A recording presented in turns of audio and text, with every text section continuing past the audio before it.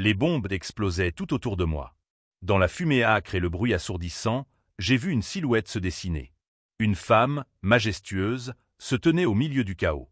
Elle portait une armure scintillante, mais son visage, oh, ce visage! C'était celui de la mort. Ses yeux scintillaient d'une intensité troublante, attirant mon regard tout en insufflant une peur irraisonnée. Je me suis demandé, était-ce là la victoire promise? Quand la guerre transforme l'héroïsme en cauchemar, qu'advient-il de ceux qui ont tout sacrifié? Je m'appelle Étienne Moreau, un simple cheminot devenu soldat des tranchées. Mon voyage a commencé avec des rêves d'héroïsme, des espoirs de gloire. La France s'était levée, unie, prête à défendre son honneur. Mais au fil du temps, ces rêves se sont effrités au contact de la réalité. J'ai quitté ma ville natale de Rouen pour rejoindre mes camarades sur le front. J'ignorais que la guerre ne laisserait derrière elle que des souvenirs déchus et une réalité déconcertante.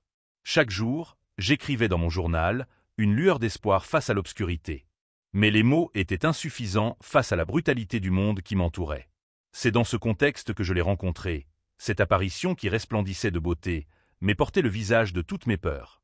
Était-ce juste une hallucination, ou un signe que la victoire n'était qu'un mirage, caché derrière les ombres de la mort? Avant de plonger dans mon récit, je vous invite à liker et à vous abonner pour plus d'histoires captivantes. N'oubliez pas de laisser un commentaire en partageant de quelle ville vous visionnez cette vidéo. L'air était saturé d'une odeur de fer, de résignation et de désespoir. Chaque matin, en me réveillant dans cette boue gluante des tranchées, je me sentais comme un fantôme errant, piégé entre deux mondes. C'était un paysage apocalyptique, où le sol était parsemé de visages défigurés par la souffrance et la mort. C'est en pleine nuit, alors que nous étions regroupés autour d'un feu, que je l'ai vu pour la première fois. Une silhouette féminine apparaissait fugitivement au loin, attirée par nos murmures. L'éclat de son armure était le reflet d'un espoir que nous avions presque oublié. Elle dansait parmi les ombres, ses rires résonnant comme une mélodie troublante au milieu de notre tragédie. Je fus hypnotisé par sa beauté, mais à mesure que je m'approchais, l'air se refroidissait et un sentiment de peur irrépressible m'envahissait. Avec chaque bataille, ma connexion avec la réalité s'est fissurée. Je voyais mes camarades tomber, l'un après l'autre, mais la femme, toujours là, semblait enlever le poids du désespoir. Mais chaque fois que je m'approchais, son visage se transformait. Je ne voyais plus une héroïne, mais un spectre de mort, me rappelant ce qui pourrait être perdu. La peur et l'admiration se mêlaient. Les rires qui bourdonnaient dans ma tête se muaient peu à peu en chants funèbres. Les jours passaient, et je découvrais que cette femme n'était pas juste une vision, mais un reflet de mon propre esprit en détresse. Je l'ai appelée Victoire, un symbole pour ce que nous espérions trouver au milieu du désespoir. Mais lorsque je parlais d'elle à mes amis, ils me regardaient avec une peur croissante. « Étienne, tu dois te méfier des visions », disaient-ils. L'écho des coups de feu devenait une mélodie familière. Alors que je luttais chaque jour pour garder espoir, ma santé mentale s'effritait peu à peu. Les visions de Victoire devenaient de plus en plus intenses. Dans mes rêves, elle murmurait des secrets, mais je savais qu'ils étaient des promesses trompeuses. Chaque confrontation laissait des cicatrices. Elle était à la fois mon salut et ma damnation. Mon état atteint un point de rupture lors d'une attaque massive. La nuit était pleine de hurlements et de terreur. Mon corps vibrant de peur, j'ai vu Victoire, non pas comme une amante, mais comme une faucheuse attendant de réclamer son dû.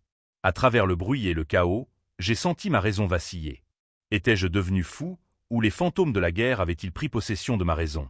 Au bord de la folie, je me suis réveillé un matin, le cœur lourd, rassemblant mes pensées. Il était temps de faire face à cette vision. Je suis retourné sur le champ de bataille, déterminé à découvrir la vérité derrière le visage de Victoire. Alors que je l'appelais, elle est apparue, mais cette fois, son expression avait changé. Pas de peur ou de mort, mais une profonde tristesse. « Pourquoi me suis-je battu pour une victoire si amère ?» demandai-je. Les larmes coulaient sur mes joues, et elle s'est approchée, comme pour répondre. La victoire n'était pas un endroit, mais un état d'esprit. C'était le courage face à la douleur, l'espoir au milieu de l'obscurité. Ses yeux, un miroir de ma propre tristesse, m'ont montré que la guerre n'était pas seulement la perte, mais aussi la résilience. Alors que je me tenais là, l'adrénaline pulsant dans mes veines, le champ de bataille a commencé à se dissiper. La brume s'est levée pour révéler non seulement la mort, mais des survivants, mes camarades levés de la boue. Ils regardaient avec admiration, ne réalisant pas que la vraie victoire n'était pas celle des combats, mais celle des âmes qui résistaient. Victoire n'était pas morte. Elle était vivante en nous, dans nos choix de vivre malgré la souffrance. En retrouvant la lumière, j'ai compris que la guerre n'était peut-être qu'un chapitre dans notre histoire humaine, Mais la force de vivre, de rêver et de se battre pour le lendemain était notre véritable victoire. J'espère que cette histoire captivante réussira à tenir l'attention de ceux qui l'écoutent et les encouragera à réfléchir aux vérités cachées derrière les conflits et la résilience humaine. Que ceux qui lisent cela soient inspirés à partager leurs propres pensées en commentaire, à s'abonner et à rejoindre ce voyage à travers les mémoires d'un soldat.